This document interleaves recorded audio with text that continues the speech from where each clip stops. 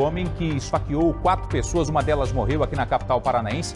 Quem é que leva 6 facas para a balada? É a pergunta que eu te pergunto, né? E mais, qual é a intenção dessa pessoa? E mais, como é que uma pessoa consegue entrar na balada com 6 facas na mochila? É isso que a polícia se pergunta a respeito do ataque num bar que deixou um cliente morto e outros 3 feridos. Foi neste sábado de madrugada, na região do Campina do Siqueira, aqui na capital. O João Guilherme Flores, de 27 anos, foi preso em flagrante e já prestou depoimento para a polícia. Ele disse que não se lembra de nada, simplesmente deu um apagão, né? Ele não se lembra do que aconteceu. Veja a matéria. Esse é João Guilherme Pacheco Flores. Ele tem 27 anos e é o principal suspeito de esfaquear as 3 pessoas e matar um homem com golpes de faca em um bar de Curitiba. Segundo o boletim de ocorrência, depois do crime, João Guilherme teria tentado fugir do local. Clientes do estabelecimento o impediram. Ele apresentou algumas lesões no rosto e, por isso, foi conduzido de viatura para atendimento médico.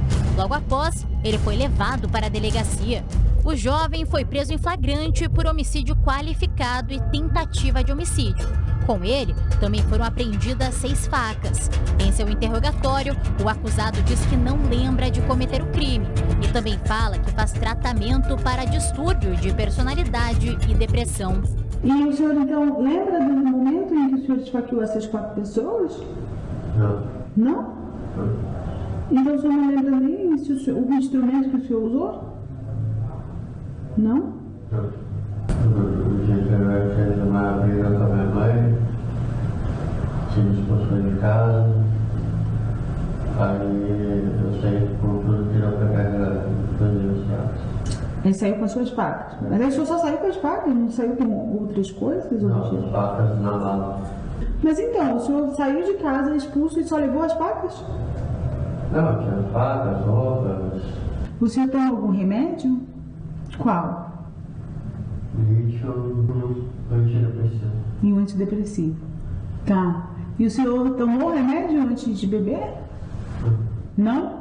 Então o senhor não estava tomando mais o remédio? Não. Quantos dias? Uma semana. Uma semana. Ainda no seu interrogatório, João Guilherme é questionado sobre as facas apreendidas. Ele confirma que são dele, mas diz não recordar de ter utilizado. Na mesa da festa, da primeira mesa que eu sentei, tinha uma mesa do lado com 4 pessoas, eu conversei com eles. Aí depois eu subi para a parte de cima, achei legal lá em cima, mas eu lembro de ter descido, depois eu não lembro mais. Aí desceu. E depois, o que o senhor lembra depois desse fato que o senhor desceu? Depois disso? Qual foi a primeira lembrança do senhor? Depois, enfim, que o senhor esfaqueou essa pessoa? Eu só lembro acordar com o chute no costado. Do quê? Acordar com o chute no costado. A prisão em flagrante foi convertida para prisão preventiva. O último pensamento do senhor foi se matar, é isso? Antes de ter perdido a consciência? Primeiro quando? Sempre. Ah, então o senhor, na verdade, tem sentido vontade de se matar há um tempo, é isso? E nesse dia dos fatos o senhor também estava com vontade de se matar? Sim, então era para a filha minha. Era pra? Da filha minha vida. O advogado de João Guilherme se pronunciou e diz que no momento não falará sobre a versão do cliente e nem sobre a linha de defesa. O juiz decretou a prisão preventiva do João Guilherme, mas determinou que o complexo médico penal realize toda a medicação, tanto para a sua questão de saúde pelas lesões que ele levou, quanto pelo acompanhamento psicológico e psiquiátrico. Faltam ainda algumas provas substanciais, como, por exemplo, a oitiva de algumas testemunhas que presenciaram os fatos, enfim, toda a investigação, todo o curso da investigação que ainda virá.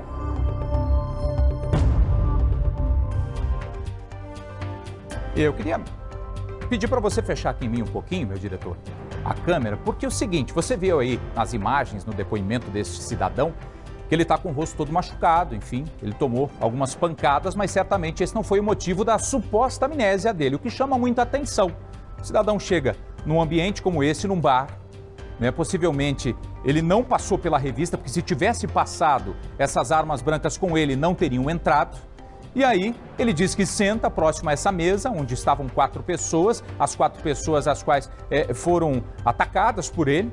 E ele não se lembra do que aconteceu, quer dizer, ele lembra até o momento que ele chega no bar, né? Ele lembra das facas ali na mochila. De repente, naquele momento crucial, que ele parte para cima de todo mundo, fica tudo escuro na memória dele. Simplesmente esse arquivo é deletado do cérebro do rapaz e ele tem uma amnésia.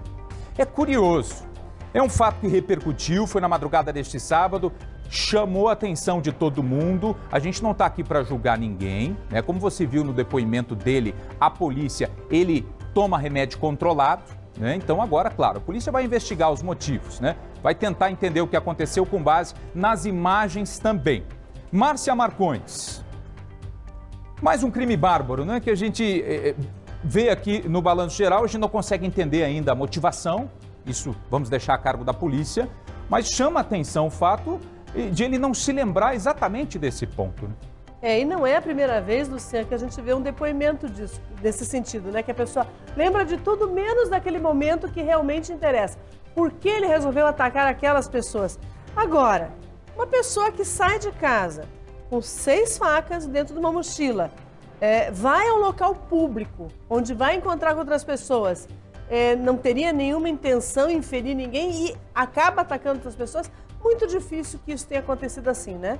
Agora, o que se vai buscar ele tem realmente uma doença mental e essa doença mental em si mesmo, ela era capaz de fazer com que ele não entendesse que aquilo era crime, que não entendesse que aquilo era errado, porque é isso que interessa nesse momento para a polícia, ele entender ou não que aquilo era errado. Se ele entende que aquilo é errado e ainda assim o fez, vai responder normalmente o crime de homicídio e de tentativa de homicídio, porque alguém que porta uma faca e vai em direção a outras pessoas, não está querendo machucar, está realmente querendo matar essas pessoas. Então nós já temos a autoria resolvida, foi ele.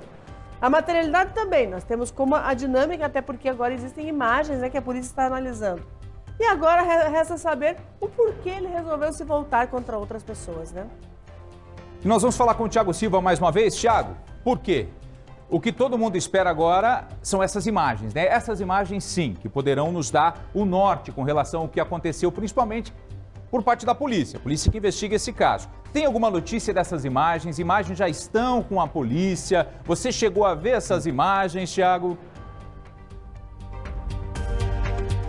Não, eu ainda não as vi, mas sei que as imagens elas foram entregues na manhã desta segunda-feira. Aqui é o 9º Distrito Policial, é o distrito responsável por cuidar desta investigação, por comandar esta investigação. É o delegado Ricardo Pinhão, o delegado também estava ansioso por essas imagens, à procura, porque a gente tem algumas versões que foram apresentadas no dia do episódio, na madrugada do último sábado. A primeira versão dá conta de que acontece uma discussão por conta de um cigarro, e ali ele sai e acaba pegando a faca, né? Essa mochila com pelo menos 6 facas, utiliza uma dessas facas e comete o crime.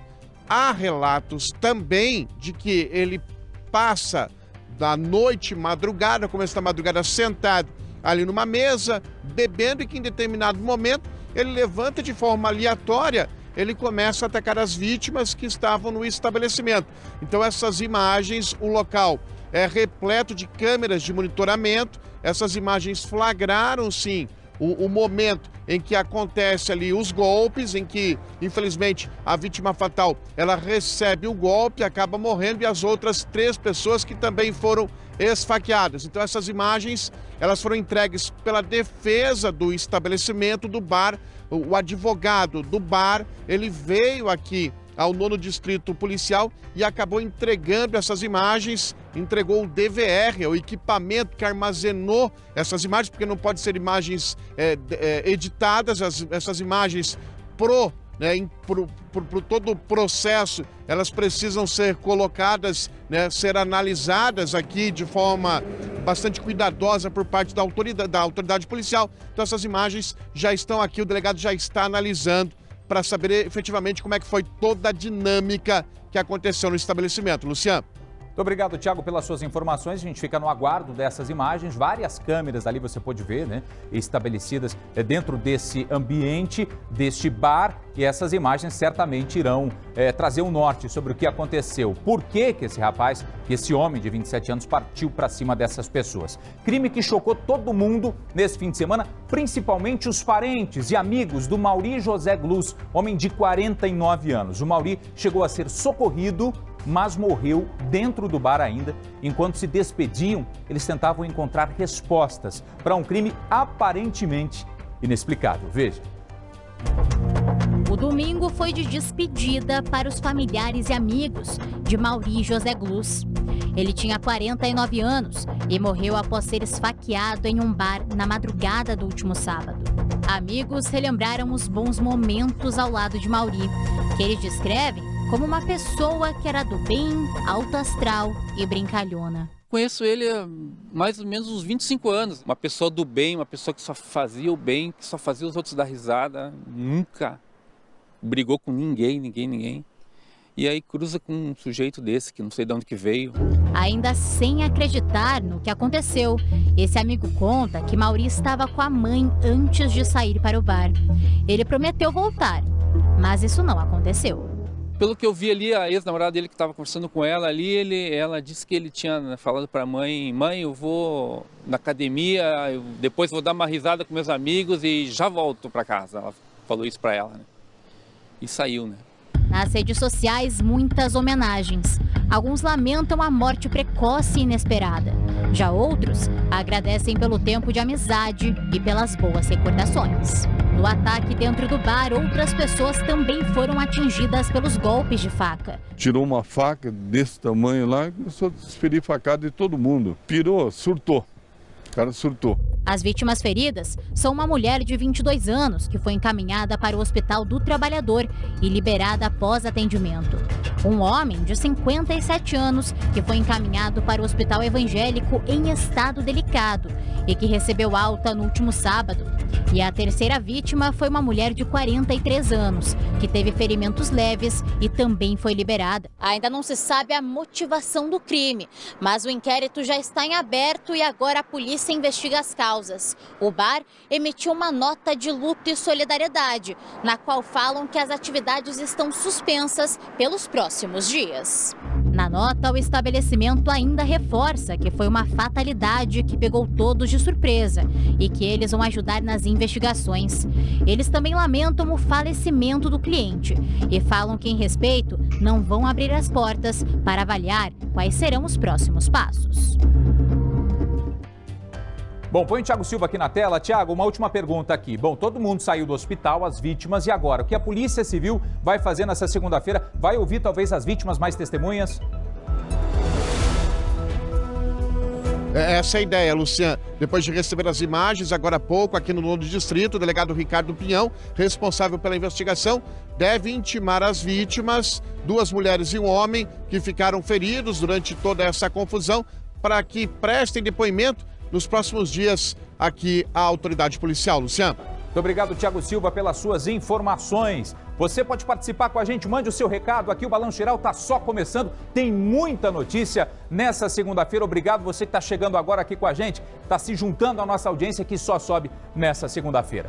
E a gente fala ao vivo agora com a Fernanda Xavier, porque foi